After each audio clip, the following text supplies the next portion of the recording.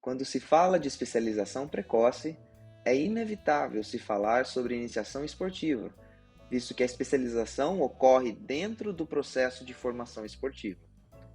O que é iniciação esportiva e como a especialização precoce pode afetar esse processo? Quando falamos em esporte, falamos muito além da formação de atletas.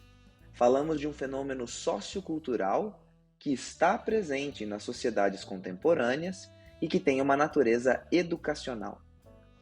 Hoje, nós teremos aqui no canal um dos maiores especialistas em iniciação esportiva de toda a América Latina, que vai conversar comigo sobre esse tema e, especificamente, sobre especialização precoce, o papel do professor no processo de iniciação esportiva e muito mais.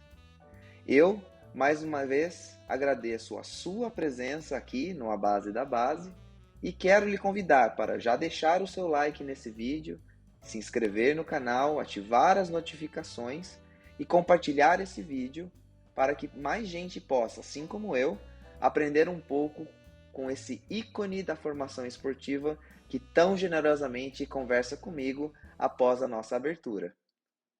Fique conosco.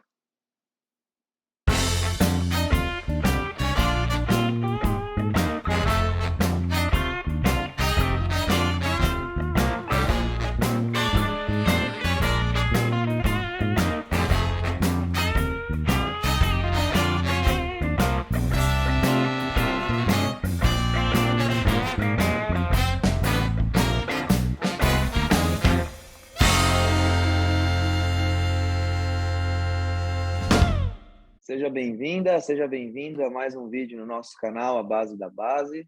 Hoje eu tenho aqui uma pessoa muito especial comigo. Ele defendeu a camisa da Seleção Brasileira de Basquete, é graduado em Educação Física pela PUC de Campinas, mestre pela Universidade Metodista de Piracicaba e doutor em Educação pela Unicamp. Atualmente ele é professor titular da Faculdade de Educação Física da Unicamp, onde ele leciona desde 1985. Na sua brilhante carreira acadêmica, cabe os seguintes destaques. Ele teve uma atuação no Ministério dos Esportes, no final da década de 90, nos anos 2000. Atuou na Secretaria de Educação Superior do Ministério da Educação. Já teve inúmeras atribuições na Unicamp. Foi diretor da Faculdade de Educação Física, diretor executivo da Fundação de Desenvolvimento da Unicamp, a FUNCAMP, foi prefeito do campus e trabalha atualmente como diretor executivo na administração da reitoria. Desde 2013, ele é membro do Comitê Olímpico Brasileiro, atuando como facilitador da Academia Brasileira de Treinadores, a ABT. Quando se fala em pesquisa, ele lidera o Grupo de Estudos em Pedagogia do Esporte, o GPESP, credenciado no CNPq desde 2006. O professor Roberto Paes lidera 4 linhas de pesquisa relacionadas à pedagogia do esporte, metodologias do ensino do esporte, formação profissional para a atuação no esporte, avaliação de desempenho e dinâmicas de funcionamento de instituições esportivas. Ele está envolvido atualmente em impressionantes 10 projetos de pesquisa, foi revisor de 5 periódicos de divulgação científica e atualmente é revisor da revista Conexões e também revisor da FAPESP. Em termos de orientação, orientou muitas iniciações científicas, TCCs, mais de uma dezena de mestrados, doutorados e já 2 pós-docs. Está bem próximo de atingir 3 dígitos em número de publicações e já foi citado em mais de 500 trabalhos. Sua profunda competência e experiência já lhe renderam dezenas de prêmios e homenagens, 15 livros publicados e mais de 30 capítulos de livros. O currículo Lattes do professor Roberto tem impressionantes quase 60 páginas e o mais importante, para mim, foi uma das maiores influências na minha formação profissional e um grande exemplo de professor e técnico. Professor Roberto, muito obrigado pela sua generosidade, muito obrigado por estar aqui comigo conversando hoje. Seja muito bem-vindo. Obrigado, eu que agradeço o convite, Pedro. É sempre um prazer, né, poder estar conversando de esportes, enfim, e ter um canal, né, que se preocupa com assuntos ligados à iniciação, né? Eu gostei muito do nome do canal que você administra, né? A base da base, né?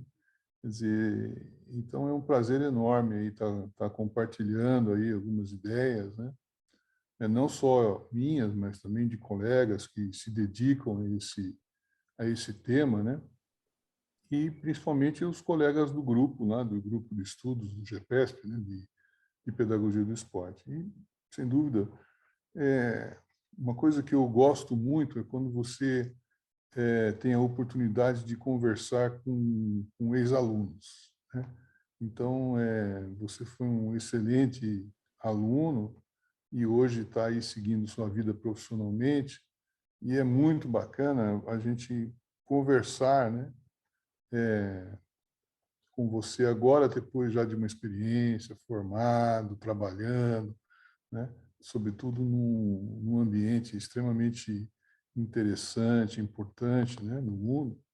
Então, para mim é um prazer. É um momento que seguramente a gente vai estar aprendendo aí nessa fala com você. Muito obrigado pelo convite. É E estou à uma... sua disposição. Obrigado, obrigado. Eu estava falando com a minha esposa esses dias, eu falei, nossa, eu vou trazer o Robertão, a gente vai conversar, deu até uma saudade da Unicamp, muitos bons tempos na Faculdade de Educação Física. Bem, professor, para a gente começar aqui o nosso papo, a gente vai falar sobre especialização precoce hoje. A minha primeira pergunta é muito simples. Qual a sua ligação com o tema especialização precoce, ou melhor dizendo, o que o levou a estudar e escrever sobre esse tema? E ainda, o que é especialização precoce? E se a gente voltar um pouquinho na história da pesquisa sobre o tema, quando que os pesquisadores começaram a pensar em pesquisar sobre especialização precoce? Talvez um resgate histórico sobre esse tema? Então, primeiro, eu também gostaria aqui, introdutoriamente, dizer que você discutir iniciação esportiva é algo muito relevante, né, para a vida esportiva, né, das pessoas. Qualquer que seja o nível de vivência, de convivência com o esporte, né, seja um nível de recreação, em nível de esporte de alto rendimento, né? A iniciação esportiva ela é de fato a base, né? É a base para que você possa usufruir do esporte durante toda a vida. E uma iniciação esportiva planejada, organizada, sistematizada, ela faz com que a sua vivência esportiva seja duradoura. E não simplesmente uma questão de moda ou questão de um momento. O esporte é importante para as pessoas durante toda a vida. Em qualquer que seja a dimensão. Acho que isso que é importante ficar claro. Nós não devemos nos preocupar somente com o esporte de alto rendimento, com o esporte de representação. Ele é muito importante, mas também existem outras possibilidades. Agora, não vai existir lazer, não vai existir alto rendimento, não vai existir recuperação, se não houver uma iniciação planejada, né? E eu entendo que essa discussão ela é carente, ela é ausente, porque os olhos dos pesquisadores, dos treinadores, eles estão sempre mais voltados e preocupados, com uma certa razão ou não vou aqui julgar isso, mas com o processo final, né? Com o talento lá que vai surgir lá na frente e tal, que sem dúvida nenhuma é importante. Eu tenho uma frase que eu carrego comigo, sabe, Pedro, que diz o seguinte: na iniciação esportiva, não se trata de excluir o talento, mas de incluir quem não é talento. Então, uma boa iniciação esportiva, ela dá a oportunidade de todos ter acesso ao fenômeno esporte. Usufruir dele da forma que julgar melhor, né? Seja para ganhar dinheiro, seja para ocupar o tempo livre, seja para uma recuperação física de algum tipo de problema, enfim, por qualquer motivo, né? Eu acho que cada um tem o seu motivo, né? Cada um tem a sua intenção na prática esportiva. Isso deve ser respeitado por nós, professores e treinadores, mas nunca se esquecer da importância, da relevância que tem uma iniciação esportiva, né, que é desenvolver nas pessoas o gosto pelo esporte, para que ela possa praticar durante toda a vida. Diante desse contexto, surge uma discussão a respeito da iniciação esportiva, preocupado com a especialização, né? E isso é algo que eu particularmente tenho trabalhado com essa temática desde a década de 70, já no final de 70, quando treinava categorias menores de basquetebol. Na época se chamava mini basquetebol, hoje tem o nome de sub-10, sub-11, sub-12, mas antigamente era o mini basquetebol. E eu tinha já uma preocupação acentuada com essa questão de você especializar precocemente uma criança em uma determinada modalidade, em uma determinada função dentro do jogo, né?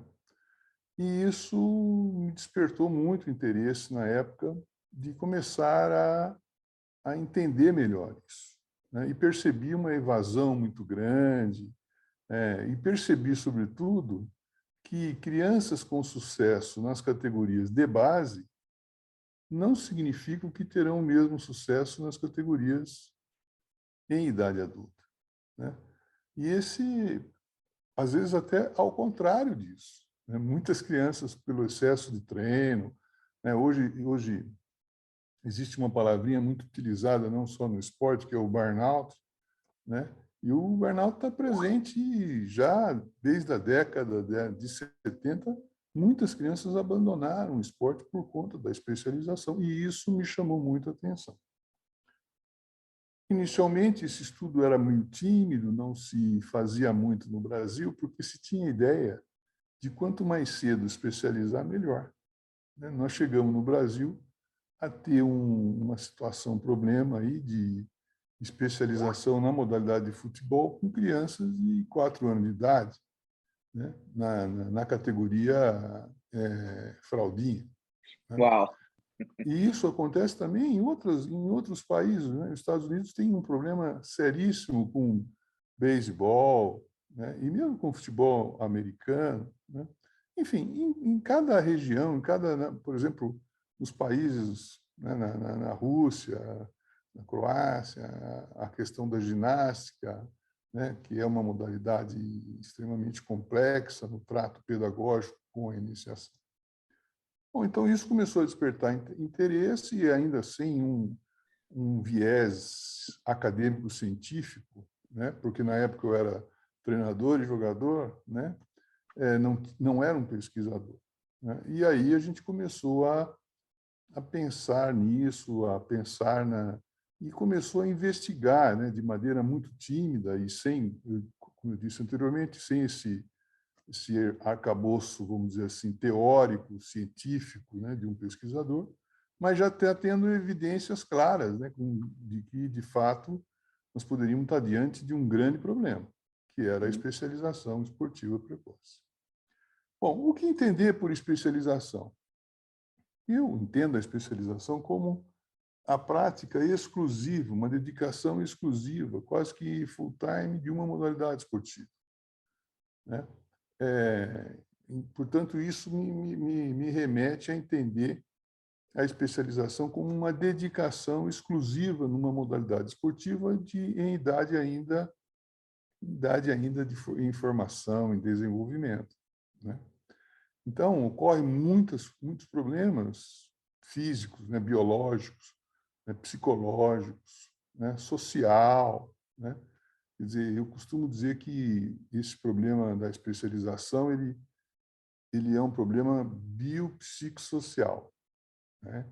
Porque ele abrange aí, né, de uma forma geral, a totalidade da criança, né?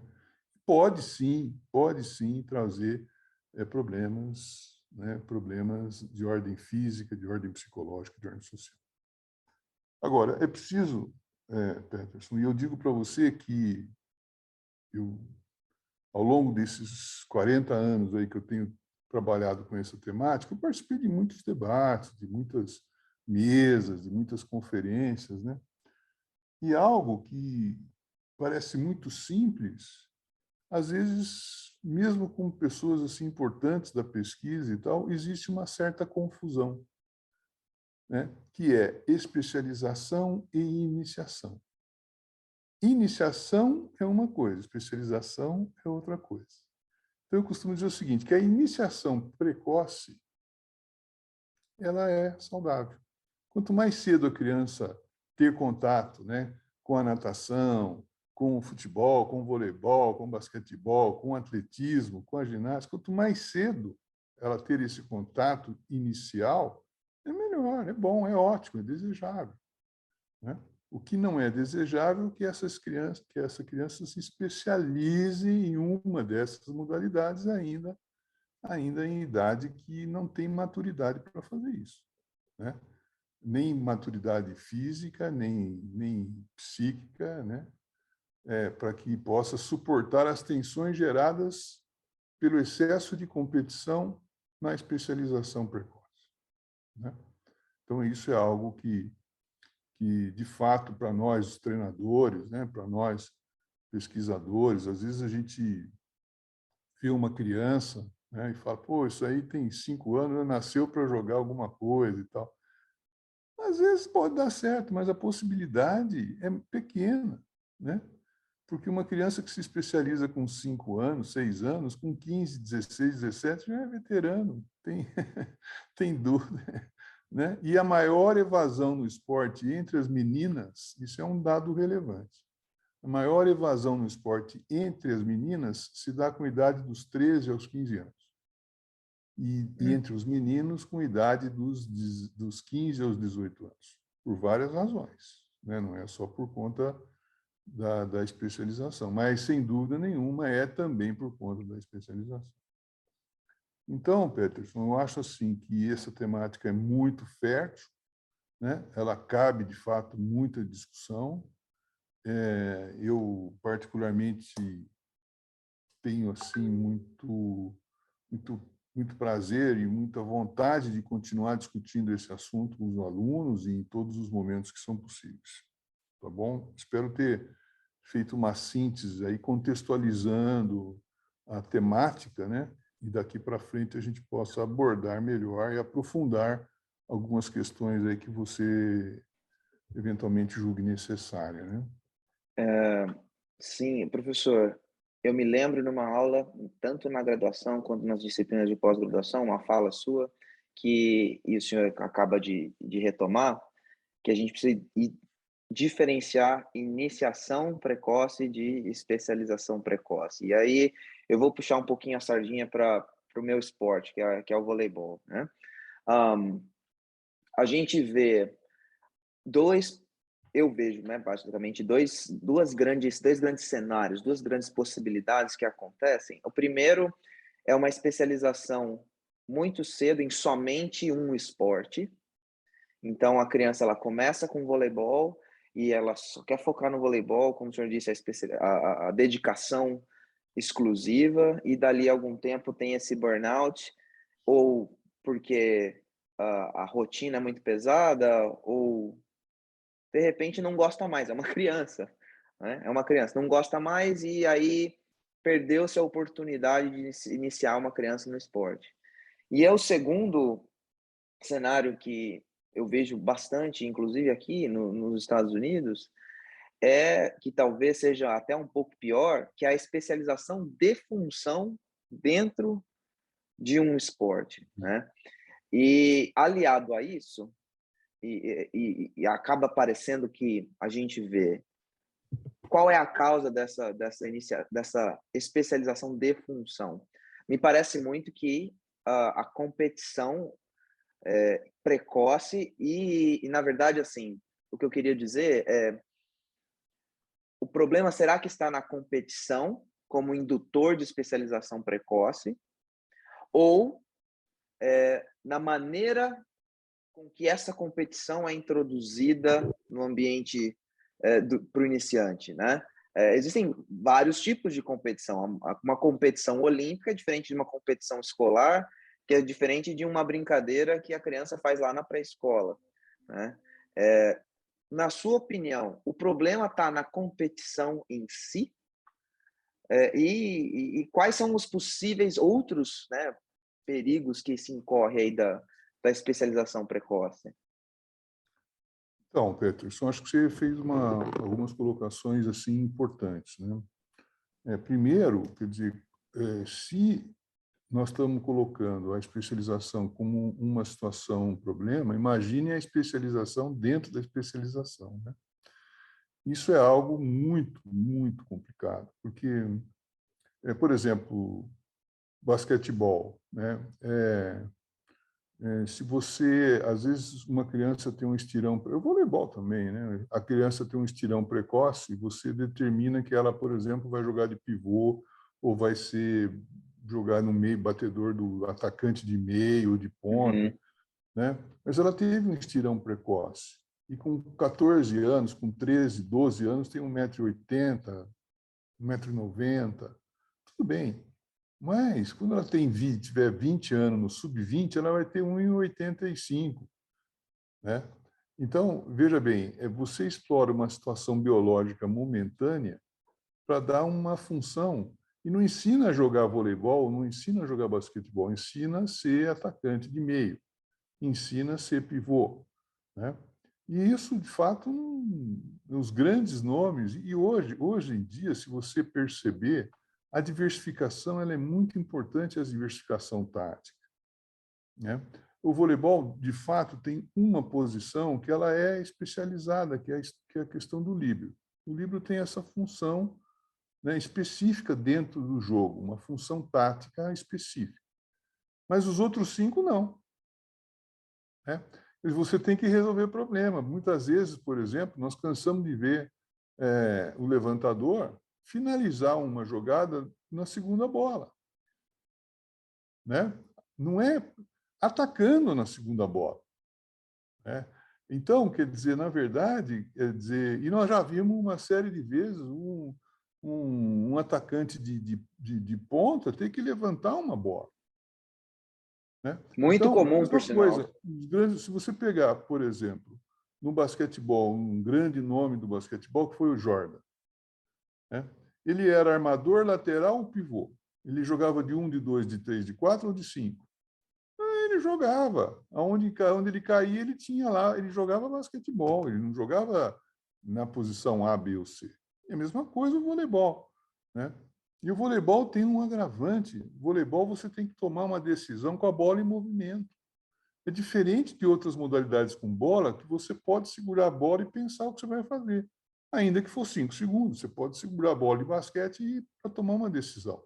O voleibol, você não pode esperar parar a bola para tomar uma decisão. Você tem que tomar uma decisão com a bola viajando, com a bola em movimento. Então, na verdade, você tem que desenvolver muito essas inteligências para que é muito mais importante você diversificar as ações dentro do processo de aprendizagem, né, de base esportiva, você diversificar, né, para que ele possa fazer 3 coisinhas importantes, né? Identificar o problema que ele tem, elaborar uma solução mental para resolver o problema e ter uma ação motora para resolver o problema. Independente dele estar jogando de levantador, de ponta, de meio, de líbero, de seja lá o que for, na modalidade de voleibol, né? Então, taticamente, o jogo coletivo, de uma forma geral, ele tem modificado muito. E os atletas, mesmo no alto rendimento, certo? Que têm essa formação diversificada, são aqueles que têm mais chance de dar certo, né? E aqueles que não vão para o esporte de alto rendimento, que vão para o lazer, por exemplo, ele também tem mais chance de se divertir jogando de ponta direita, de ponta esquerda, de centroavante, de goleiro, seja lá o que for, né? Então, a iniciação esportiva, ela é iniciação esportiva e não de uma posição de determinado esporte, né? Portanto, essa sua fala é muito interessante, porque às vezes a gente coloca lá, né, no caso do basquete, né, um menino joga a bola na tabela, pega o rebote, joga a bola na tabela, pega o rebote, joga a bola na tabela, pega o rebote, arremessa no quadradinho, não bate bola, não pode arremessar de 3 pontos. O jogo de basquetebol não é mais isso. né? É um jogo de tomada de decisão, de percepção, elaboração e ação, né? E resolução de problemas, né?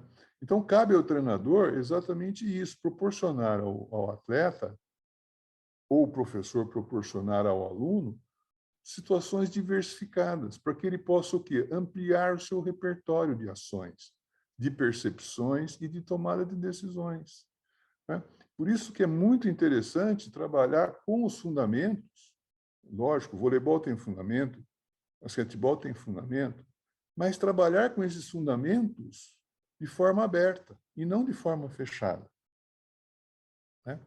E aproximar o máximo possível essas ações fundamentais do jogo propriamente dito, tanto para a iniciação como também no treinamento. Eu me arrisco a dizer que no treinamento também você tem que caminhar nessa direção, do ponto de vista pedagógico hoje, né? No treino de basquete, que eu me sinto um pouco mais confortável, essencialmente você trabalha 1 contra 1, 2 contra 2, 3 contra 3. Aliás, 3 contra 3 é tão importante que virou uma nova modalidade, o 3x3. De tão importante que era o 3 contra 3, né? Como é o 2 contra 2, na situação do jogo de 2 contra 2 no voleibol, que virou um jogo também, um voleibol de areia, voleibol de praia. Então, Pedro, eu acho que essa colocação é muito importante para o treinador, para o professor. Principalmente o professor de base, porque, na verdade, às vezes ele acha o seguinte, que ele tem que trabalhar os fundamentos de forma isolada. Então, eu vou ficar dando toque na parede, 50 toques na parede. Se eu errar, volta para o 0, mas está fora do contexto do jogo, né? Então, nós temos que pensar, quando você vai dar uma aula, vai dar um treino, você tem que fazer um planejamento da aula, um planejamento do treino, certo? Isso é óbvio. E esse planejamento tem que considerar o quê? Considerar as situações mais próximas possíveis do jogo que nós estamos trabalhando. Se for voleibol, voleibol, handebol, handebol, basquetebol, basquetebol, etc, etc. Com relação à competição, o problema não está na competição, né? Eu vejo assim, às vezes eu faço uma brincadeira, provavelmente você já deve ter ouvido isso, porque eu sempre faço essa brincadeira. Às vezes eu estou com um problema na cutícula da minha unha e eu corto o braço fora. Eu não vou ter mais problema na cutícula, mas também não vou ter mais o meu braço. É essa a questão da competição, né? O problema não é acabar com a competição. O problema é dar um tratamento pedagógico à competição, não é? Então, na verdade, quer dizer, existem formas, né? É lógico, se você pegar, né, um campeonato colegial, um campeonato escolar, né, e fazer nesse campeonato um sistema de eliminatória simples, quem perde está fora, a competição é extremamente prejudicial. Você corre o risco de fazer um jogo, perder e cair fora. Agora, se você faz uma competição colegial estimulando o jogo, quanto mais jogos você conseguir fazer, a competição ela é muito positiva, né? Nós temos um colega, provavelmente você foi aluno dele, o João Batista Freire. Eu trabalhei muito com ele, né? Aprendi muito com o João, né? Carinhosamente a gente chama ele de Joãozinho. Ele dizia, e eu também passei a dizer, que a criança não precisa aprender para jogar, ela precisa jogar para aprender. Quanto mais ela joga, mais ela aprende. Olha, então a competição é importante, né? Desde que respeitada, né, o momento ali, quer dizer, é aquilo que eu falei, se eu estou com um problema na cutícula, é melhor tratar da cutícula e manter o braço. É melhor, a competição ela é um fator importante no processo, né? Desde que não se valorize de maneira exacerbada os vencedores, e aí começa a acontecer coisas desagradáveis, né? Então, sou muito favorável à competição. Sou muito favorável aos festivais, né? Sou muito favorável no esporte de base as crianças praticarem, né? Jogarem, né? Se divertirem, né? Eu acho que isso é algo fundamental para o processo, né?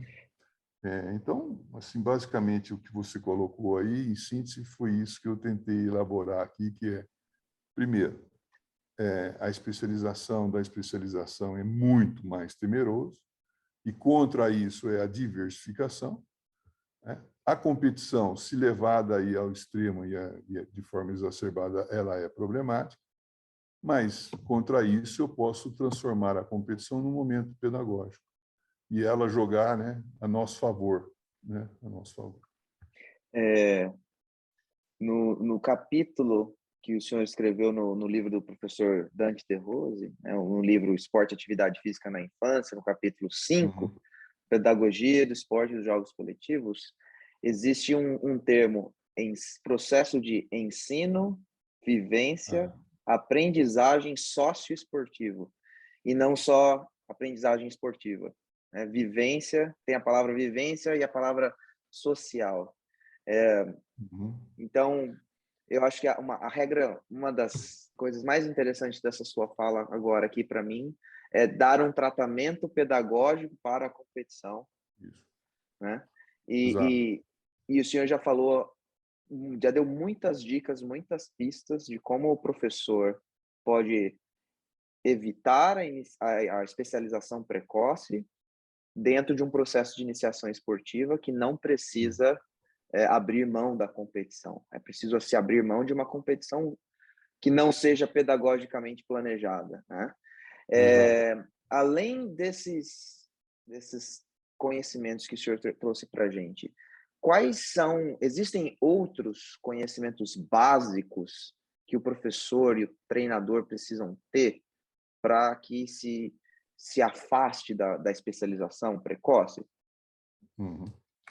Então, Peterson, é o seguinte, só completando isso que você falou, achei legal você lembrar do livro do Dante, né, do professor Dante De Rose, e, de fato, eu tenho usado muito, é muito comum, quando a gente pega artigo, livros, capítulos e tal, eu mesmo já usei várias vezes isso, né, mas usar esse vamos dizer assim, binômio, né, da ensino e aprendizagem. Né? Ensino e aprendizagem, ensino e aprendizagem. Eu, de um tempo para cá, provavelmente pouquinho antes do livro do Dante, mais fortemente após, eu tenho usado a palavra vivência entre o ensino e a aprendizagem. Não há hipótese de se falar em iniciação esportiva sem vivência. Não há aprendizagem sem vivência. Portanto, ensino, vivência e aprendizagem. Eu acho que isso é um ponto importante. Quer dizer, o que cabe a nós, treinadores, professores, né, pedagogos? Organizar a vivência. Né? Então, na medida em que você organiza a vivência, ocorre o ensino. E, com isso, ocorre a aprendizagem. Né? E a aprendizagem é muito mais do que uma aprendizagem esportiva. É uma aprendizagem social esportiva, porque, né, por exemplo, os clubes de modalidades de voleibol aí nos Estados Unidos reúnem centenas, milhares de pessoas, né, que passam a conviver a partir do centro do interesse de todos, que é o voleibol, ou que é o basquetebol, ou que é outra modalidade. Né? Então, o que acontece? O esporte ele aproxima as pessoas em torno da modalidade, as pessoas se conhecerem, conviverem, praticarem e vivenciar. Né? Então, isso é uma coisa muito, muito importante. Outra coisa que foi lembrado, que foi falado, é a questão da diversificação. Né? Sem dúvida nenhuma, a diversificação ela contrapõe a especialização. Né? Portanto, o ensino da base, ela tem que ser fortemente alicerçada pela diversidade, pela diversificação. Né? Hoje, sobretudo na literatura aí do Reino Unido, né, existe um conceito de modalidade doadoras. Né? O que é esse conceito? São modalidades que são modalidades importantes para você ter uma iniciação esportiva que te remeta, por exemplo, a te dar uma base para que você possa fazer qualquer outra modalidade. Então, por exemplo, o atletismo, né, você trabalha com as habilidades motoras que são básicas, andar, correr, saltar, ela é uma modalidade doadora. A ginástica pelo fato de você trabalhar com várias situações, né, vários aparelhos, etc., também é uma modalidade doadora. A natação, pelo fato de você ter que trabalhar muito essa questão da coordenação, né, de respiração, de movimentação de pernas, de braço, ela te dá uma coordenação, né, ela te proporciona, né, o desenvolvimento de algo que todos nós temos, que é você coordenar os movimentos, mas você precisa vivenciar para ter uma melhor coordenação, né? E o judô, né, as lutas, que te dá força, que do ponto de vista da competência física, né, força ela está presente no voleibol, no basquetebol, no futebol, em todas as outras modalidades existe esse elemento força, né? Então, esse conceito de modalidades doadoras é bastante interessante, porque se você acabar pegar grandes atletas, por exemplo, eu vou pegar de novo o exemplo do Jordan, né? Ele jogou beisebol, né? Profissionalmente, jogou futebol americano, então ele teve uma formação diversa, né? E proporcionou a ele o quê? Um repertório amplo para ele jogar basquetebol do jeito que ele jogava, e assim outros jogadores, né? O voleibol é a mesma coisa, né? Tem muitos jogadores de voleibol, né, que passaram por outras modalidades, né?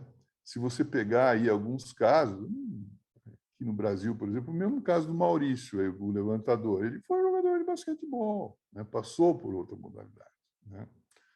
E mesmo assim, em situações, por exemplo, tem um caso, essa menina que foi campeã salto com vara aqui no Brasil,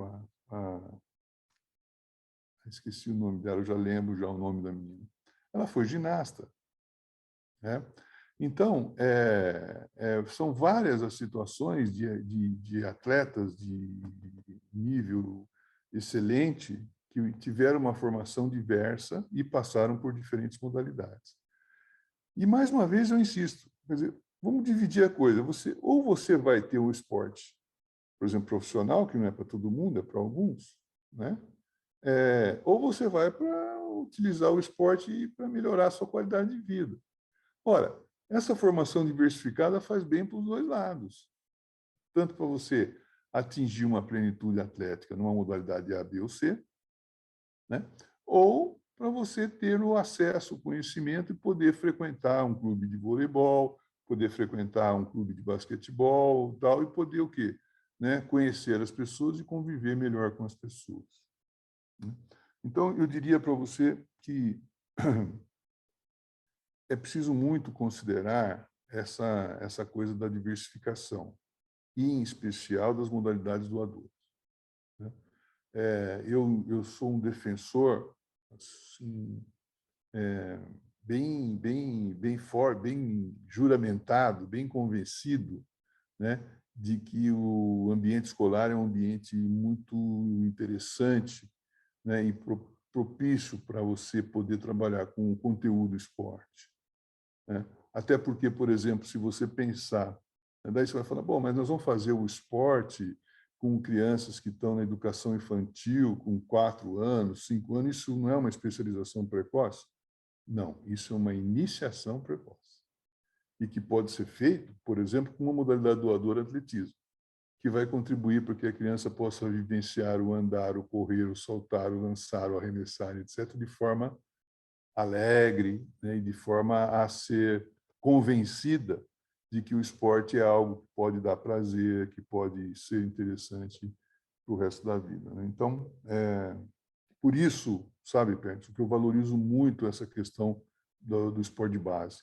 E agora, você lançando essa conversa da base, né, a base da base são exatamente essas modalidades doadoras, né? Ora, mas eu não vou fazer ginástica, mas a ginástica vai te dar uma situação, né, que vai poder você... A Mir, lembrei, a Mir, ela era ginasta e se tornou uma das melhores saltadoras do mundo, né?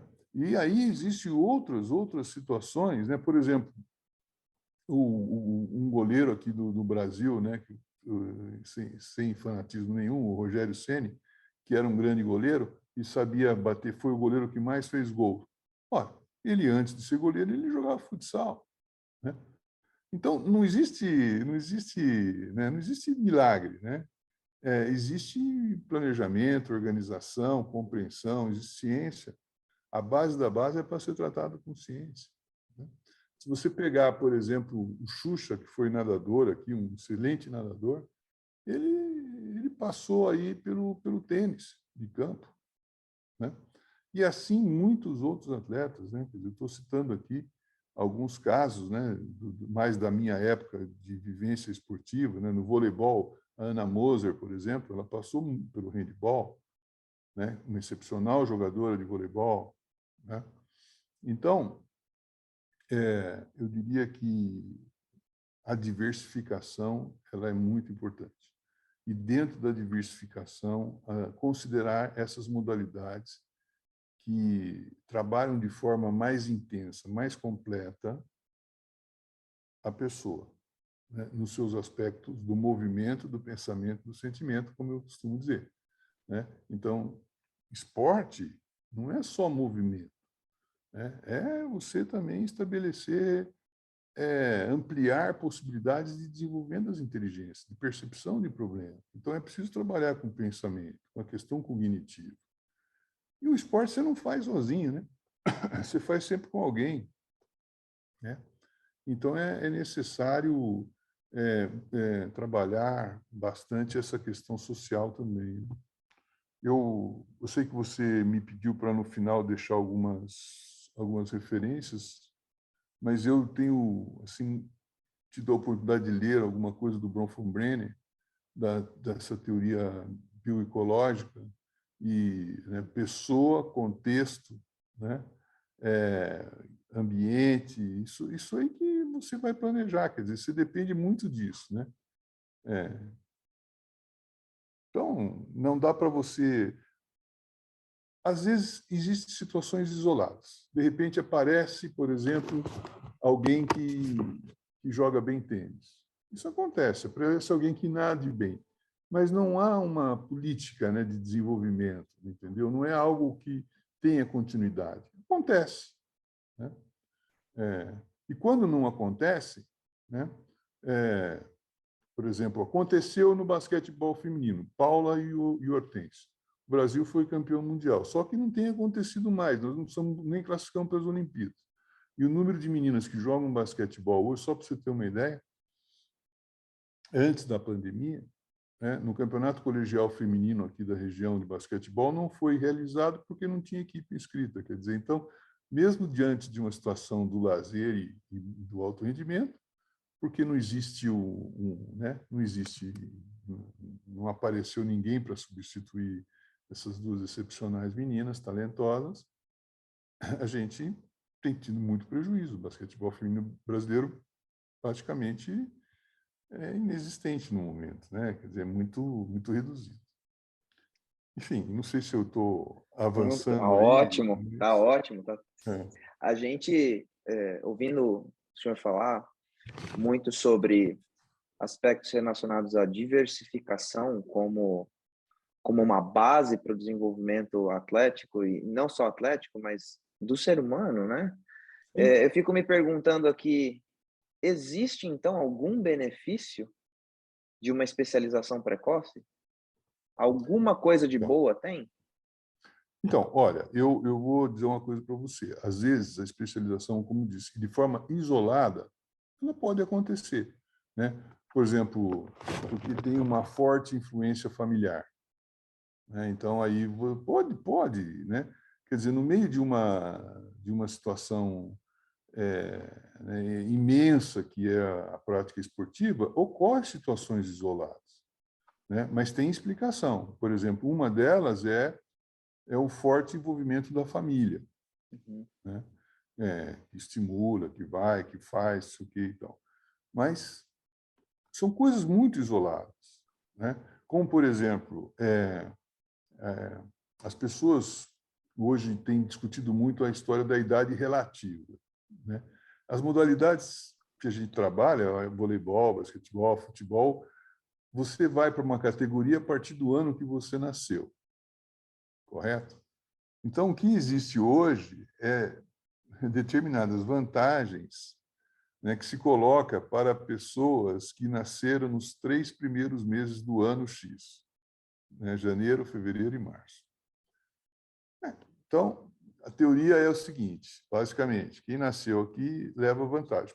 Teoricamente, leva, mas é momentânea, né? Porque se você vai jogar, por exemplo, um sub-12, certo? Quem nasceu em janeiro vai levar vantagem quem nasceu em dezembro, que ambos são sub-12. Mas isso não é uma vantagem duradoura, né? É uma vantagem, né? É uma vantagem curta, né? Quer dizer, durante uma temporada. Aí o cara que defende a especialização chega e fala, ou defende a idade relativa, fala, mas o Neymar nasceu em janeiro. Um caso, né? É uma situação isolada, entendeu? Eu já vi uma pessoa contra essa teoria que colocou uma lista de atletas excepcionais que não nasceram em janeiro, fevereiro e março, né? Quer dizer, ou seja, né? Mesma coisa, aquela história das 10.000 horas, o treinamento de 10.000 horas. Tudo bem, 10.000 horas, mas o problema não são as 10.000 horas, o problema é o que você faz nessas 10.000 horas. O problema é o conteúdo que você coloca aí, né? No caso esportivo, estou dizendo. Né? Quer dizer, então, tudo é muito relativo. Agora, para ser bem objetivo com relação ao seu questionamento, existe algumas crianças que são especializadas precocemente e que chegam ao alto rendimento. Existe, mas são absolutamente isolados e correm muito risco, inclusive, no meio de caminho, riscos de lesões físicas, psíquicas, problemas, né? A gente, não vou citar nome aqui, mas existe casos, por exemplo, de atletas que tiveram resultados excepcionais com 10 anos e com 15 anos não praticavam mais, entendeu? E tem gente que dá depoimentos, inclusive, sobre isso. Me parece que a gente precisa tomar muito cuidado para não utilizar a exceção para explicar a regra. Isso, exato. Né? Exato. E aí entra, o que você falou é exatamente isso. Às vezes a pessoa, por um idealismo, por uma questão pessoal, acredita e acaba usando a exceção para... Né? É verdade. Olha, essa preocupação da especialização precoce, ela é tão significativa no mundo hoje, que o próprio Comitê Olímpico Internacional, você sabe disso, colocou idade mínima na ginástica. Sim. Ou seja, a idade mínima da ginástica é 15 anos. Não tem mais ginasta de 10 anos que vai para os Jogos Olímpicos e ganha medalha e tal, não sei o quê, né? E já há estudos para ampliar essa idade. Uhum. Ora, e ginástica é um assunto muito, muito diferente. Tem que ser tratado mesmo muito especificamente, né? Porque a ginástica ela tem, né, é algo que tem uns componentes aí mais complexos. Nós vimos na última Olimpíada ali uma atleta europeia, me esqueço do país, próximo dos 40 anos, competindo na Olimpíada, né? Então, se é possível ter essa longevidade, será que é preciso se iniciar tão cedo? E nós vimos uma menina campeã olímpica, com 16 anos, não competir porque estava sem condições psíquicas para competir. Né? Ora, isso aí não é coincidência. Uhum. Né? Isso é evidência. Né? É diferente. Sim. Tá? Então, a mesma coisa na natação. A gente tem recordista em natação com entre 32 e 33 anos de idade. Antes não tinha isso, hoje já tem. Né? Então, antigamente, um nadador com 17, 16, 17 anos já podia parar. Né? Hoje não. Então, isso significa que, né, é possível você também, não diria nem retardar o processo, mas dar o timing natural, normal. Né? Sim. Olha, uma linguagem muito simples do pessoal do desenvolvimento motor aí, né? Do pessoal da área desenvolvimentista. Muito simples. Uma criança ela não vai sentar antes de ficar com o pescocinho duro. Uhum. Ela não vai engatinhar antes de sentar.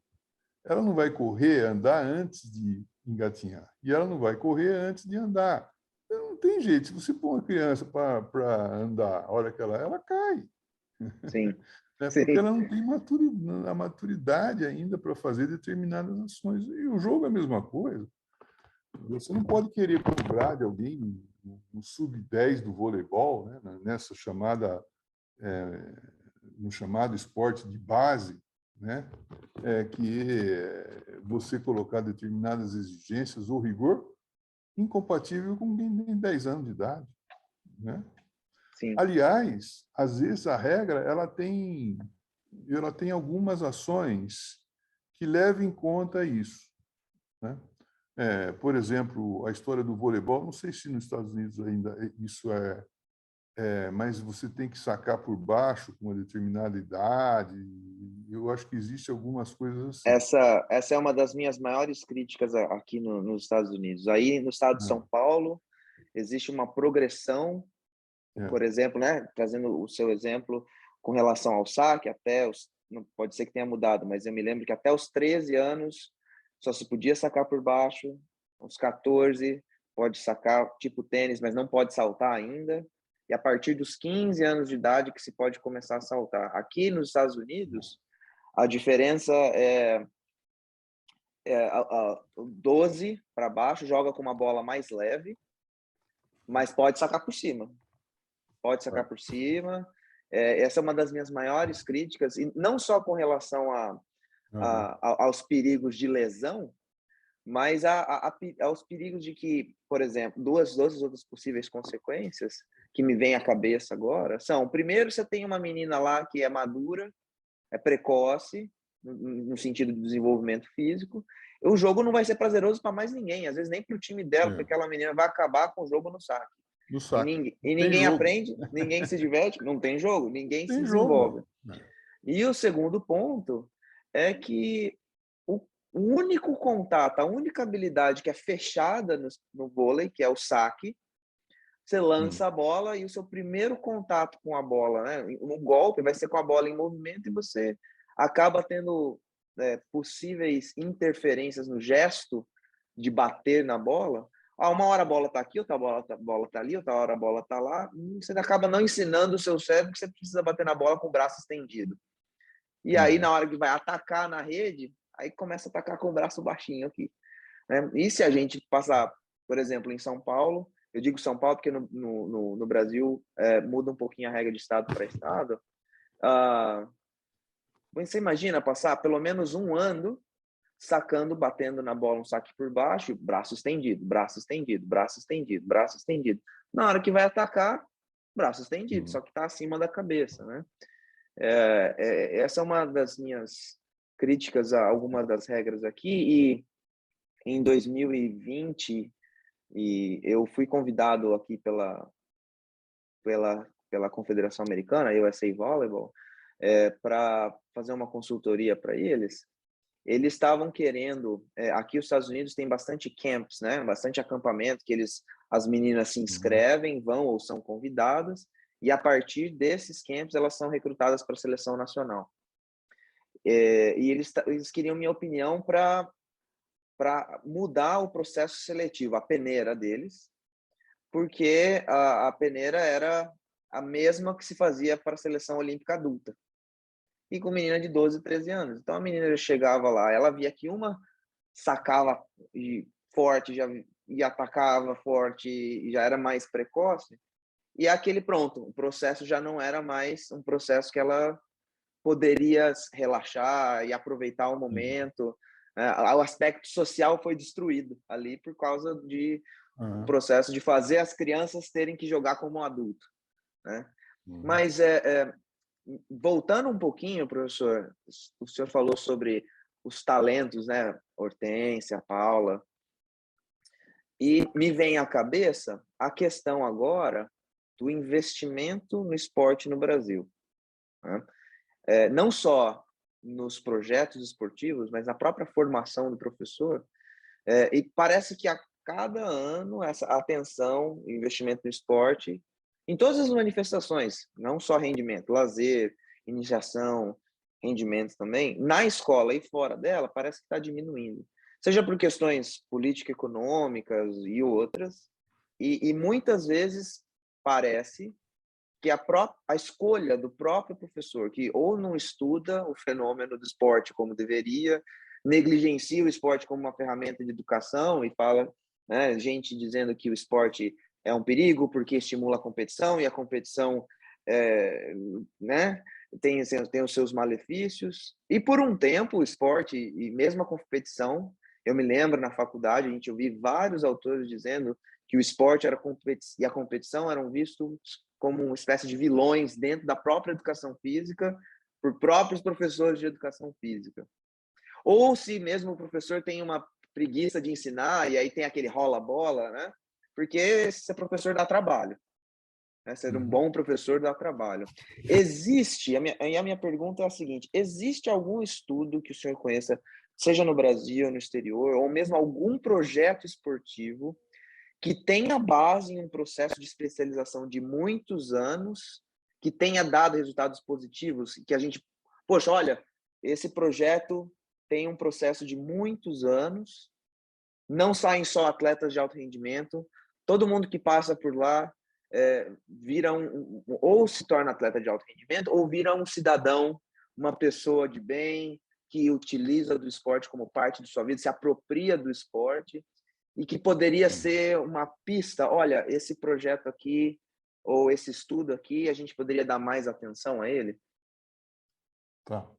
Então, mas só voltando àquela história que você falou do braço estendido, né? Uhum. Então, veja bem, quando chega numa idade, por exemplo, de sub-17, você pode ter uma menina de 1,80 m, daí você fala para ela, estende o braço, ela fica com 1,70 m, né? Porque ela vai estender o braço assim, porque ela não conhece o corpo, né? Então, e veja que me ocorreu isso na hora que eu estava falando, né? Bom, mas veja bem, Peterson, existe alguns modelos. Bom, primeiro eu vejo com muita tristeza essa história do esporte não ser entendido como um fenômeno de natureza educacional, né? Você falou na apresentação aí, eu fiz doutoramento na Faculdade de Educação da Unicamp e fui aluno do professor Rubem Alves, né? E eu me lembro do professor Rubem Alves dizer o seguinte, olha, a natureza do esporte é educacional. Então, a natureza do esporte, você pode não respeitar a natureza, mas a natureza do esporte ela é educacional. Seja ela na educação formal, na escola, ou na educação não formal, por exemplo, nos clubes, né? E eu vejo com muita tristeza, às vezes, as pessoas, em vez de discutir, como você falou, e propor o esporte como uma ferramenta, como você falou, como um facilitador educacional, acaba fazendo crítica. E, às vezes, até mesmo o próprio colega da educação física acaba fazendo crítica ao esporte no ambiente escolar. E eu vejo isso com muita tristeza, porque eu acredito muito no que o Rubem Alves me falou na aula, que a natureza do esporte é educacional, né? Então, para mim, né, o Brasil ele não tem uma política de desenvolvimento do esporte, né, de buscar tornar o Brasil um país de uma cultura esportiva, né, que as pessoas pudessem ter essa coisa da vivência esportiva. Acho que nós perdemos a chance quando tivemos aqui 2016 os Jogos Olímpicos, que o legado foi, né, pouquíssimo, né, pouquíssimo. E hoje o próprio Comitê Olímpico Brasileiro tem uma preocupação com isso, né? Porque é preciso que as crianças tenham mais oportunidade, porque quanto mais crianças, né, tendo oportunidade de participar da base, mais chance a gente tem de ter atletas de representação nacional, né? Existem alguns modelos. Por exemplo, no futebol brasileiro, você falou da peneira, né? Tem essa coisa da peneira. Existe um clube de futebol aqui no Brasil que tem feito uma avaliação diferente das chamadas peneiras, que é o Atlético do Paraná. até o Antônio Carlos Gomes, que implantou isso. Antônio Carlos Gomes, ele é hoje uma pessoa importante no Comitê Olímpico Brasileiro, ele é um coordenador pedagógico e tal, e ele levou para lá a ideia de que esse processo seletivo ele durava em torno, chegava, um exemplo bem simples, né? Chegava lá 40, 50 crianças, ficavam lá 30 dias e passava por várias situações, né? E às vezes saía às 40 e não ficava ninguém, entendeu? Mas se trabalhava com a questão de inteligência, a questão do comportamento, a questão... O que menos se fazia era jogar bola, né?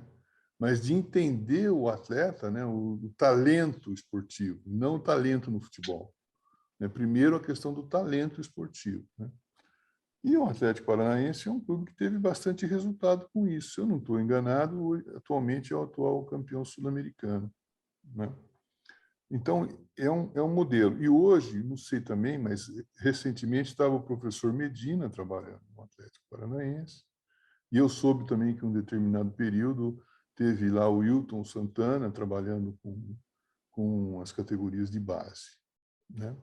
Então, eu diria que é um modelo interessante. Não sei como é que está hoje, mas certamente com essas pessoas que passaram por lá, são pessoas extremamente capacitadas para desenvolver trabalhos assim interessantes. Em clubes, aqui no Brasil hoje, né, tem um clube que está se destacando muito, que é o Minas Tênis, em várias modalidades esportivas, né? Tem dado um tratamento assim pedagógico bastante interessante nas modalidades esportivas, né? Criou-se até um departamento de ciências do esporte. Anualmente eles trabalham muito com a formação continuada de treinadores, né? Tem um trabalho também bastante interessante com resultado, né? O Minas hoje ele é um clube que tem várias categorias interessantes e tal, e mais do que isso, né? Tem muita gente praticando dentro do clube, né? Então eu vejo sempre o esporte pelo menos em duas situações, né? Do alto rendimento, de representação, e o do lazer, né? E outros clubes aqui no estado de São Paulo, por exemplo, Pinheiros, né? O Pinheiros tem uma iniciação esportiva interessante que eles chamam de pré-esporte, né? Que antes da modalidade, antes da criança ir para uma modalidade, ele passa conhecendo todas as modalidades, né? Quer dizer, é uma coisa bastante interessante isso, né? Ainda continua, então é também um bom exemplo, né? E tem uma cidade aqui perto de Campinas chamada Taubaté, que tem uma experiência bastante interessante com um modelo de esporte dentro da escola de tempo integral. Né? Então, a escola de tempo integral e a inclusão do esporte como um conteúdo a ser trabalhado dentro da escola, né? Mas, assim, são exemplos assim bastante... E está tendo resultados, né? Inclusive no voleibol, né? Esses nomes que eu citei aí são nomes fortes aí no voleibol brasileiro, né? Sim. Então, mas assim, sabe, Peterson, são situações isoladas, né? E eu diria mesmo, com convicção, o Comitê Olímpico Brasileiro tem essa preocupação. O Comitê Olímpico está lançando 4 cadernos, esse ano agora aqui, 4 cadernos esportivos, com 8 volumes em cada caderno. Um trata de voleibol, não, desculpa, um trata de atletismo, um de ginástica, um de judô e um de natação. Aquelas 4 modalidades doadoras que eu te falei, né? Que pegam crianças desde a iniciação até tentando, que não é um papel do Comitê Olímpico, na verdade, né? Mas Sim. tentando proporcionar para as pessoas. O Comitê Olímpico, se você for ver o papel dele, é o esporte de representação. Não é cuidar da base, né? Ela, né? Mas como está muito mal encaminhado no nosso país, né? São sim muito de forma muito desorganizada, né? Quer dizer, muito o ambiente escolar praticamente não tem esporte, os clubes aqui tem um contexto diferente, né? Quer dizer, então a gente tem uma dificuldade muito grande de uma iniciação esportiva planejada, né? Então eu diria esses exemplos. Eu acho que no futebol o Atlético Paranaense tem, nos clubes mais assim, clube sócio-esportivo, Uhum. né? O Minas Tênis, o Pinheiros. Eu já tive oportunidade, inclusive, de trabalhar, de ministrar aulas nesses dois lugares, né? Assim como no Praia Clube também, que tem um modelo interessante. E, do ponto de vista escolar, né, o caminho, veja bem, o caminho não é só do esporte, é para a educação de uma forma geral. Escola e tempo integral, isso não tem jeito, nós temos que caminhar para isso, né? Uhum. E dentro da escola de tempo integral, o esporte tem que ocupar um espaço diário. Mas veja bem, né, tem duas coisas. Eu não gostaria que o esporte fosse para a escola somente por uma questão de legislação, de legalidade. Eu gostaria que as pessoas entendessem que o esporte tem que ir para a escola por legitimação, por legitimidade, porque é muito legítimo o esporte no ambiente escolar, né? Então, mas nós não temos, né? Uhum. Mas há sinais de que o caminho é esse, né? O caminho é esse. Não sei se eu Professor, respondi sua questão. sim, poxa, não, foi muito, muito além. Obrigado. Considerando essa falta de organização, essa desorganização que a gente aparentemente tem no Brasil, eu vou dizer aqui aparentemente, né, para para ficar para ser Aliviar. educado, né? Isso, para aliviar um pouquinho. Eu fico pensando o seguinte, olha só, muitas vezes, sejam os dirigentes ou aqueles que são superiores ao professor, falando na hierarquia profissional, né? Aqueles que são superiores ao professor na escola, ou técnico nos clubes, muitas vezes eles não são especialistas, às vezes não são nem professores de educação física. E, Aham. portanto, ou eles não estudaram, ou estudaram muito pouco sobre tudo que já foi falado aqui.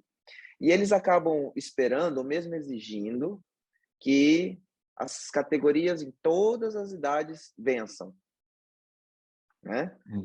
Que medalhem nas competições que elas participam. Outras vezes, embora eles tenham conhecimento sobre o assunto, acabam mesmo, por exemplo, cedendo a pressões de mercado. Se o meu projeto não for vencedor, a minha marca, o meu clube não vai ter destaque, né?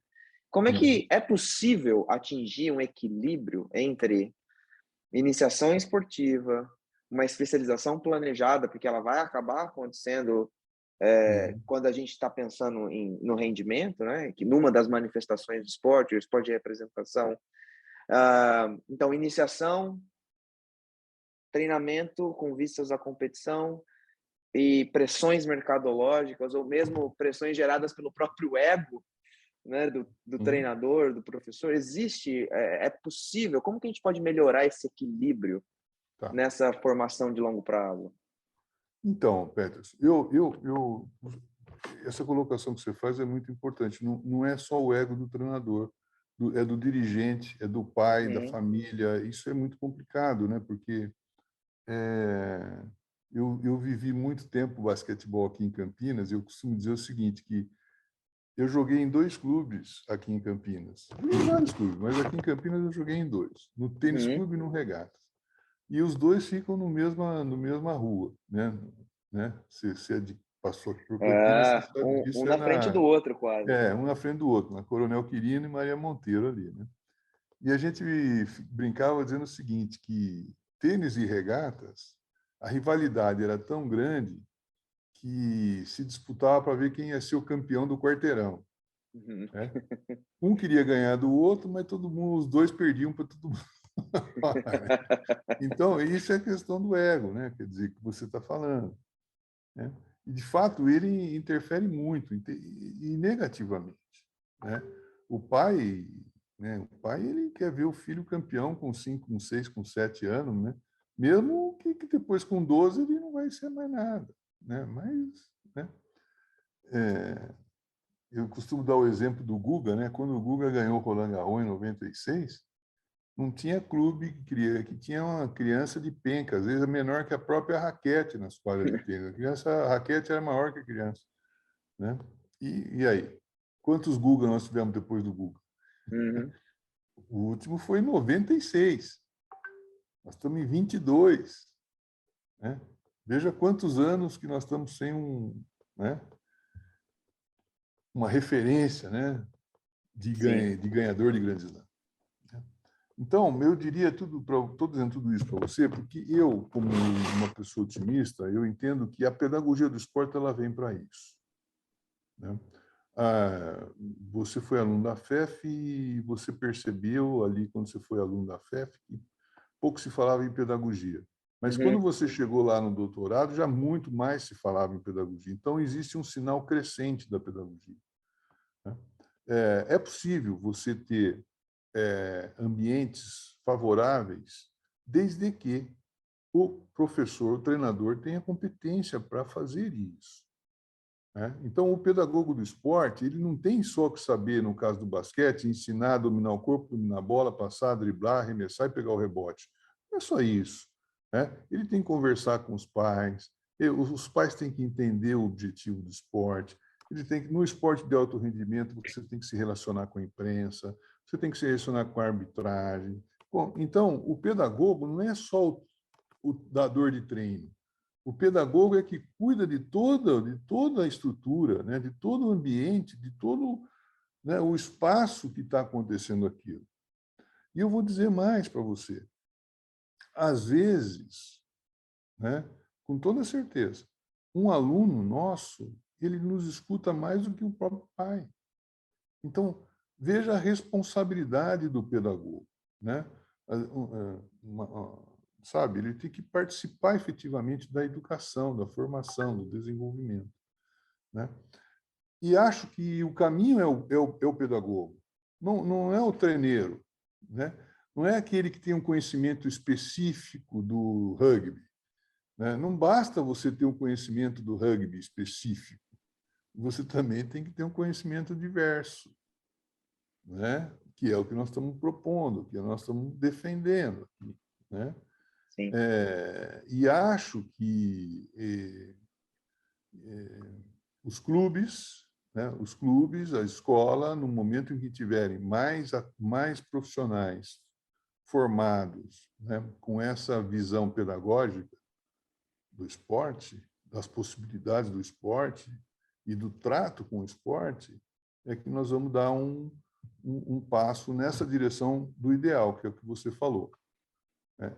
No clube, eu não vou nem falar em clube e nem em escola, eu vou falar em educação formal e educação não formal, Uhum. né? E o esporte como um facilitador para você desenvolver essas pessoas de maneira integral, né? De maneira a elas conviverem melhor com as outras pessoas, né? Então, estamos distante disso? Eu penso que estamos, mas mais perto do que nós estávamos antes. Acho que a gente avançou, né? Porque a figura do pedagogo ela está cada vez mais forte aqui para nós, né? E Sim. eu estou muito convencido disso. Se você não juntar, né, educação formal, educação não formal, nós vamos ficar subutilizando o esporte, né? Já que nós estamos falando sobre a competência do professor, né, vamos falar então um pouquinho sobre isso, sobre a formação profissional. Professor, tanto na graduação quanto na pós-graduação, e quando a gente fala de pós-graduação, seja especialização ou estrito sensu, mestrado, doutorado, a minha pergunta para o senhor agora é a seguinte: nós, professores de educação física, o senhor que está dando aula há tanto tempo, formando professores, nós estudamos iniciação esportiva, especialização precoce, tudo que a gente falou aqui hoje, nós estudamos isso suficiente? O senhor disse que hoje a gente estudava mais do que a gente vê mais isso do que no passado. É suficiente? E eu vou além, uma segunda pergunta. Há alguma sugestão que nós vamos ter aqui coordenadores de graduação e pós-graduação que elaboram currículos né, nas suas escolas? O senhor tem alguma sugestão para os currículos de graduação e de pós-graduação? Então, duas perguntas. A gente estuda o suficiente a iniciação esportiva e aí a especialização precoce dentro da iniciação esportiva. E o senhor tem alguma sugestão para os currículos de graduação e pós-graduação? Então, Peterson, não é suficiente, né? Eu diria para você o seguinte: mesmo sendo defensor que sou da formação permanente, da formação continuada, o treinador ele está mudando, né? Quer dizer, permanentemente ele está, né?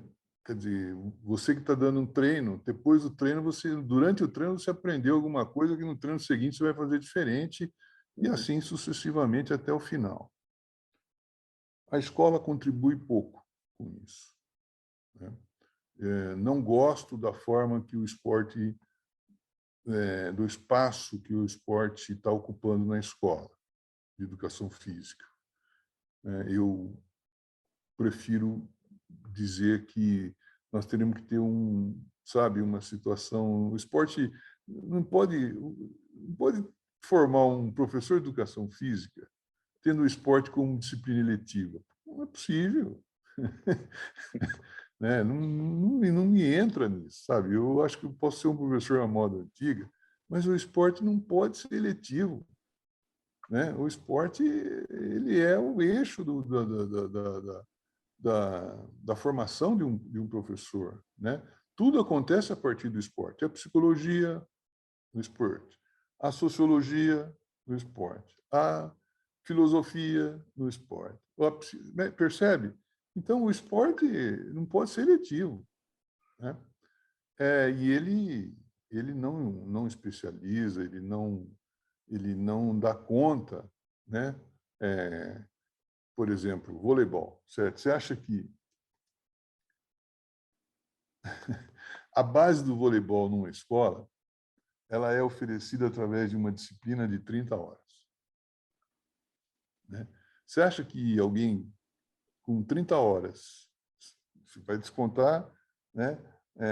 Na verdade, a primeira aula não existe porque é a apresentação do programa e a última aula não existe porque é a avaliação, então você cai aí para 26 horas, né? O aluno pode faltar 30%, 25%, né? Não dá, né? Não dá. E mesmo assim, ele vai fazer se ele escolher fazer, ele não precisa fazer, certo? Então, não dizer que a escola dá conta é mentira. Eu não consigo compreender isso. A escola que eu digo é a escola de formação de professor, né? Então, eu acho que isso, de fato, não dá conta, né? Com relação ao currículo, eu acho que é exatamente o contrário. Eu acho que a gente tem que rever isso, entendeu? Eu acho, veja bem, eu não estou querendo esportivizar, não é essa conversa, né? Não é esse o caminho. Não estou querendo, né, achar que educação física é só esporte e tecnicista, e aquela conversa que, sabe, está prazo de validade vencido já. Já Isso, deu. não é isso, já deu, entendeu? Não é isso, eu não quero esportivização, não tecnicismo, não quero nada disso, né? O que eu quero é o esporte enquanto um fenômeno social, plural, fascinante, cada vez mais presente na vida das pessoas, né? Sendo discutido nas diferentes dimensões da ciência, né? Eu acho que o pedagogo do esporte ele tem que ter isso. Então, o currículo ele tem que ser construído para isso, né? As pessoas têm que assumir isso, né? Quer dizer, então, não se trata, repito, não é defender o esporte, não estou defendendo nada disso, estou defendendo o fenômeno, né? E esse fenômeno é um fenômeno plural, que pode ser trabalhado em diferentes ambientes, em diferentes contextos, e em diferentes dimensões. A construção de um currículo tem que girar em torno disso, né? Tem que priorizar isso, né? Então, e mesmo assim, eu vou te dizer uma coisa. Para você, isso tem que dar, o cara tem que sair de lá com competência para trabalhar com iniciação, com base, com a base da base, que é o que você fala, né? Porque para trabalhar com o treinamento é outra conversa, então, assim, né? Não tem jeito, né? Quer dizer, imagine você, o treinamento ele exige estudos, né? Mais aprofundados. Você está aprofundando uma determinada modalidade esportiva, né? Então, aí é uma coisa mais complexa, que demanda mais tempo, mais estudo, etc, etc, etc. Sim. Né? Mas eu diria isso para você, né? Primeiro, respondendo claramente, não dá conta, certo? Segundo, Uhum. a construção do currículo, que seria a segunda pergunta, é exatamente isso, é você dar conta de conhecer e estudar o fenômeno, né? Ah, mas você não vai ver outras coisas? Lógico que vai. Está dentro de você analisar o fenômeno na sua pluralidade, né?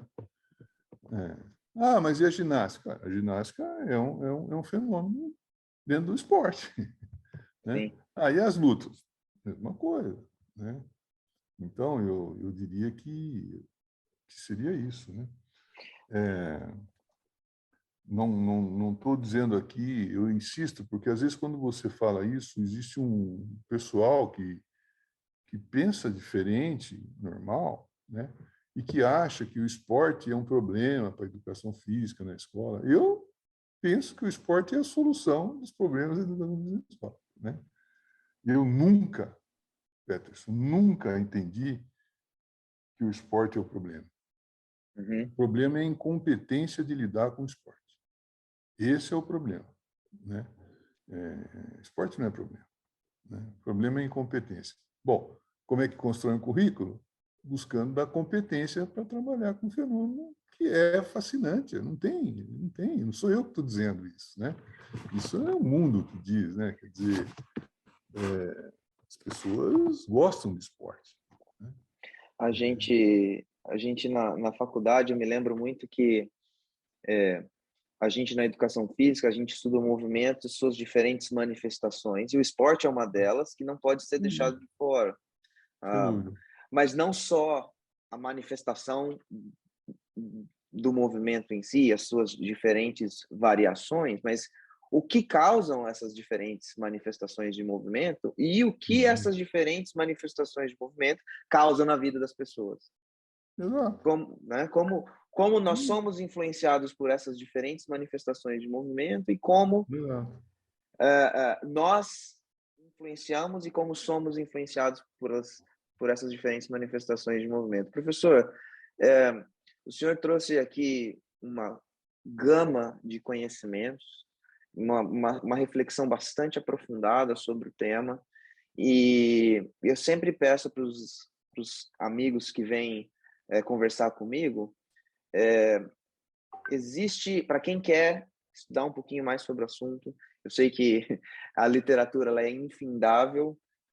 O que o senhor sugere como uma dica de leitura para quem está nos assistindo? Tem alguma que me vem à mente que a gente pode deixar Tenho. aqui? Olha, eu tenho, assim, eu vou dividir. Tem um pessoal jovem, né, que tem trabalhado de forma bastante interessante com a pedagogia do esporte, Uhum, né? Então, por exemplo, a gente tem aí no próprio GPESP um assunto que a gente não abordou, mas que é muito interessante e complexo, que é a história da avaliação em iniciação esportiva, né? uhum, O Tiago Leonardo tem vários artigos sobre isso, né? E também faz parte dessa ala mais jovem aí, né?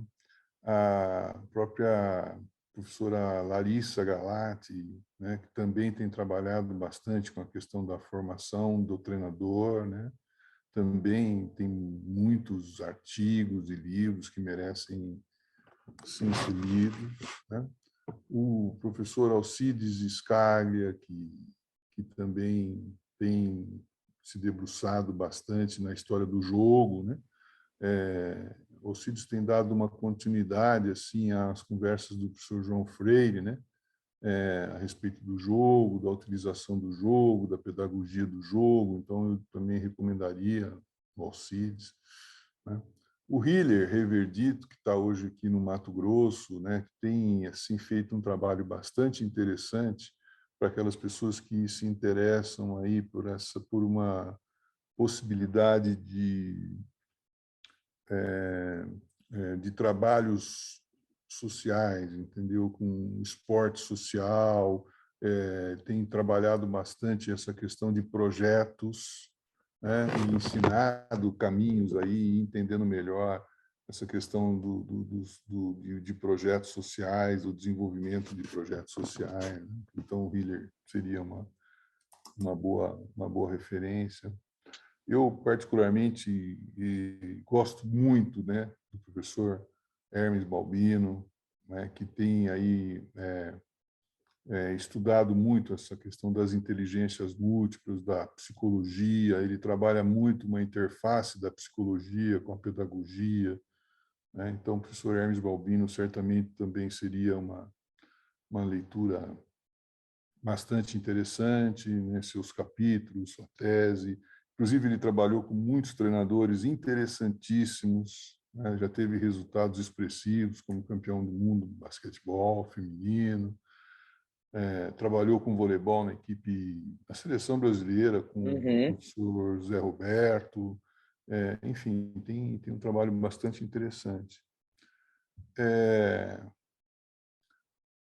O pessoal lá do GPESP, né, que é o que eu fico mais próximo, né, nós temos assim, trabalhado muito 3 referenciais da pedagogia do esporte, que é um referencial que a gente chama de técnico, tático, um referencial histórico-cultural e um referencial socioeducativo. E várias pessoas ali, né, por exemplo, a Gisele Viola Machado, passa por esses referenciais. Inclusive, a Gisele foi a coordenadora do exemplo que eu dei da Escola de Tempo Integral de Taubaté. Ela que coordenou e implantou o esporte, educação física e esporte, né, dentro desses referenciais da pedagogia. Inclusive, desenvolveu um currículo esportivo para esse programa. Também é uma leitura bastante interessante.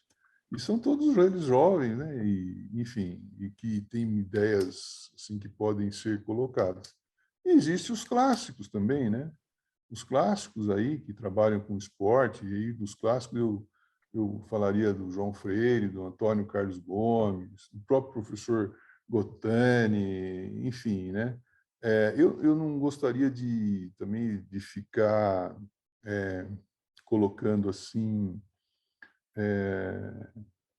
rótulos, né, de teoria desenvolvimentista, teoria construtivista. Não, estou falando assim de forma geral, porque eu acho que a forma, né, como eu disse, se eu estou falando de diversificação, também tem que trabalhar com isso, né?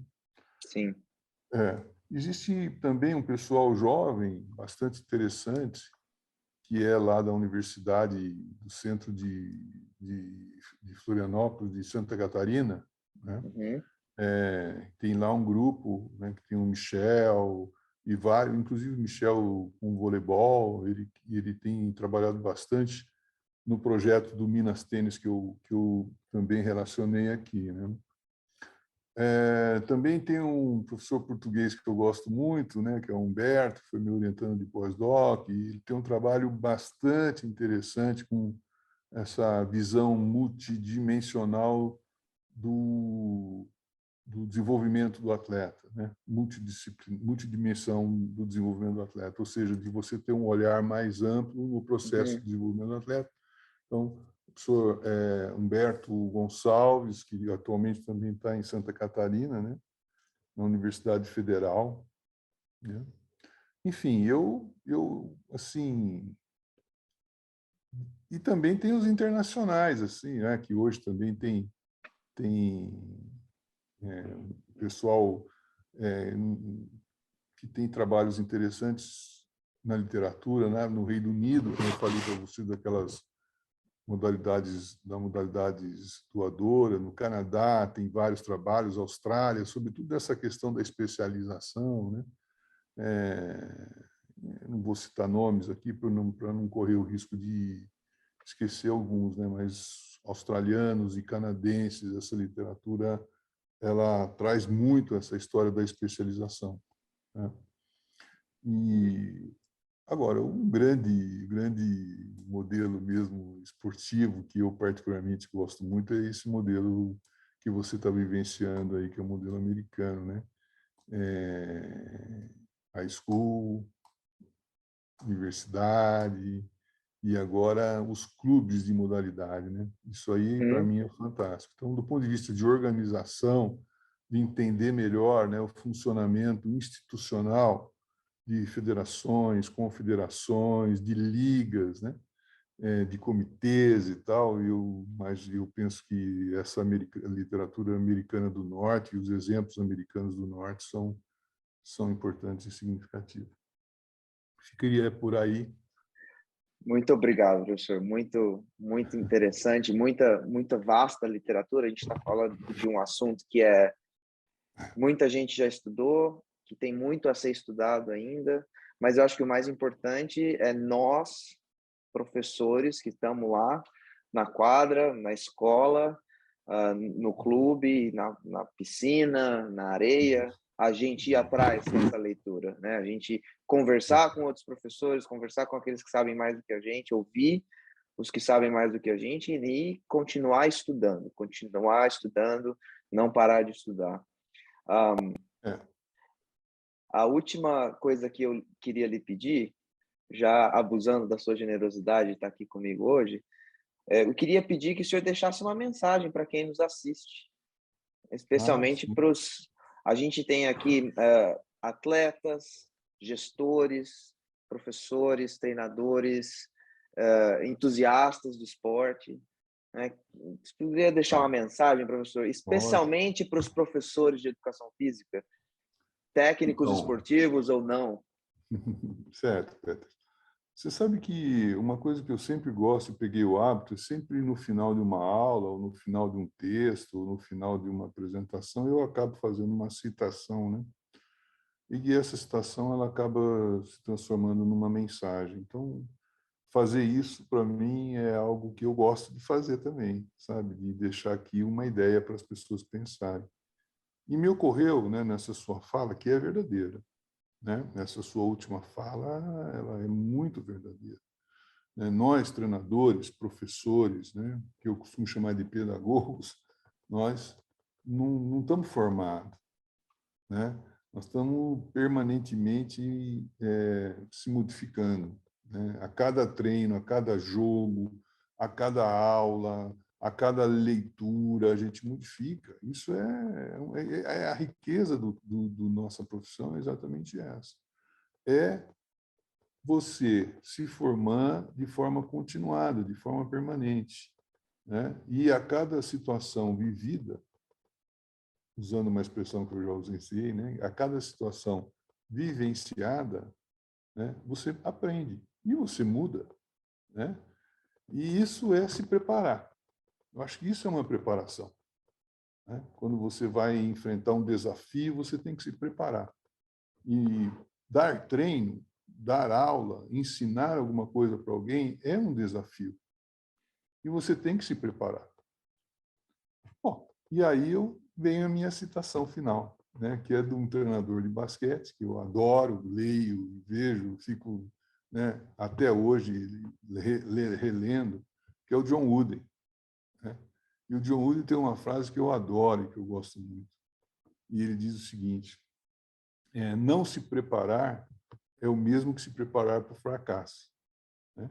Então, é essa mensagem. Eu acho que a gente tem que se preparar, né, para enfrentar os desafios e ter sucesso. Porque não se preparar, nós vamos enfrentar os desafios e vamos ter fracasso. Então, vamos nos preparar, porque não se preparar é o mesmo que se preparar para o fracasso. Foi um prazer, uma tarde muito gostosa de revê-lo, né? E eu fico muito feliz porque, dentro desse contexto de formação continuada, eu conversando com você hoje, lembrando de você de 5, 6, 7, 8 anos atrás, é impressionante como você mudou, né? E isso é muito bom, né? Eu acho que as pessoas têm que mudarem mesmo, né? E é isso que nós estamos falando.